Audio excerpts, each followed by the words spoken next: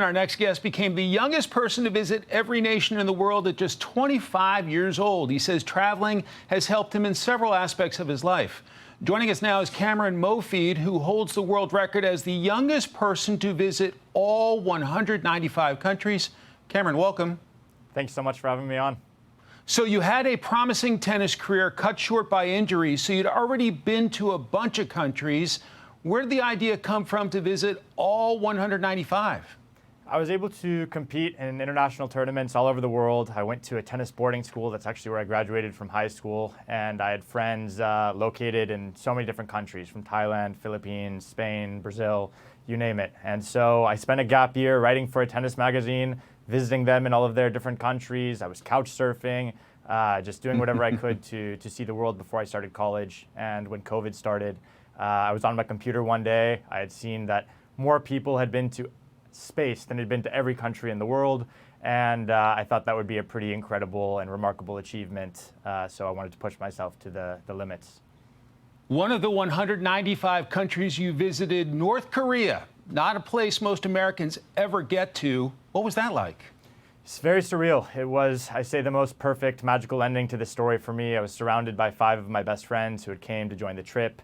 And competing in the Pyongyang Marathon, we had a stadium of 50,000 people who were surrounding us as we entered the stadium, cheering for us. And really metaphorically, it was the crossing the finish line of this 7-year mission. But also we learned that people are people all over the world. We saw people greeting us with a smile, riding their bikes to work.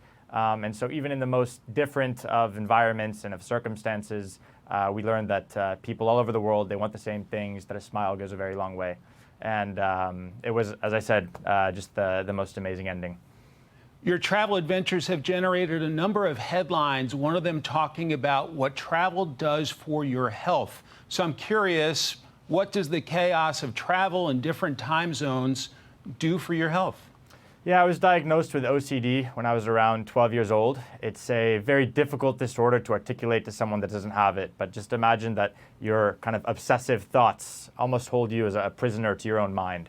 And I wanted to push myself as far out of my mind as I could. I wanted to push myself to be as uncomfortable as I possibly could. And what better way than staying in insect-infested hotels in Tuvalu, taking overnight buses through Mozambique, through the DRC, staying in hotels with no running water, no electricity, and really through pushing myself and really living in that uncomfort, I was able to recover. I call it tools for my recovery.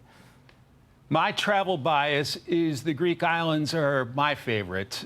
What are some of your favorites in all the places you've visited? Ooh, I think Iraq as sort of this cradle of civilization, ancient Mesopotamia. You have some of the kindest people in the world. I remember as an American, I thought I was going to be treated with a lot of disdain and contempt, and that couldn't have been farther from the truth. No, I mean, walking down a busy street in Baghdad, you're greeted with a smile, a glass of tea. People are happy to see foreigners after so many years of destruction and so many years of animosity. And again, remember that people are not reflection of their governments, that traveling to a country is not an endorsement of that country's government. And again, it really was the common theme that in every country in the world, we spoke about North Korea, now Iraq. This is a video here from Venezuela.